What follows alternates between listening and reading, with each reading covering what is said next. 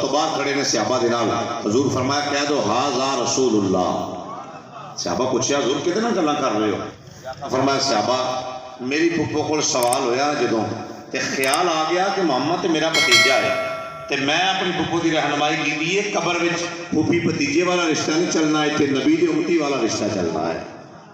پاویں حضور نبی رحمت کے چچے ہون خاندان دے افراد ہون ایتھے امتی کہلان کے انہاں نوں حضور دا کلمہ پڑھنا پڑے گا، حضور دے بارے دسنا پڑے گا کہ میرے آقا مولا نے جنہاں دا میں کلمہ پڑھ کے زندگی گزاری ہے لہذا زندگی بڑی مختصر زندگی ہے۔ یہ پتہ نہیں کنج کس منٹ نہیں لگتا ایک قبر تو باہر کھڑے نے صحابہ دے نال حضور فرمایا کہہ دو ہاذا رسول اللہ۔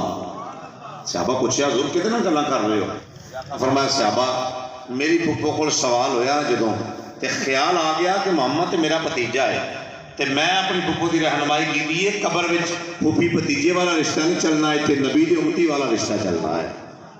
پاویں حضور نبی رحمت کے چچے ہون خاندان دے افراد ہون ایتھے امتی کہلان کے انہاں نوں حضور دا کلمہ پڑھنا پڑے گا، حضور دے بارے دسنا پڑے گا کہ میرے آقا مولا نے جنہاں دا میں کلمہ پڑھ کے زندگی گزاری ہے لہذا زندگی بڑی مختصر زندگی ہے۔ یہ پتہ نہیں کنج کس منٹ نہیں لگتا ایک ہوندے نے جدوں جدا ہوندے نے تے پھر اولاد دے سر تو جدوں ماں یا باپ دا سایہ اٹھدا ہے تے اولاد ہی جان دی ہے کہ او دی کمی کنی ہے اور او دا خلا کنا ہے۔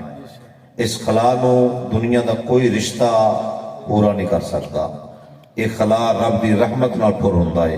دعا فرماؤ جنہاں دے ماں پہ حیات نے اللہ انہوں صحت و تندرستی لمبی عمر عطا فرمائے، اور جنہاں دے ماں باپ دنیا تو چلے گئے نے اللہ انہوں اپنی جوار رحمت وچ جگہ عطا فرمائے۔ اللہ تعالیٰ نے ارشاد فرمایا یا ایہا الذین آمنو، اے ایمان والو استعینوا بالصبر والصلاۃ۔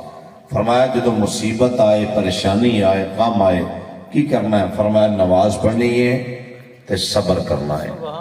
یعنی اہل ایمان نو اللہ نے نماز پڑھن دی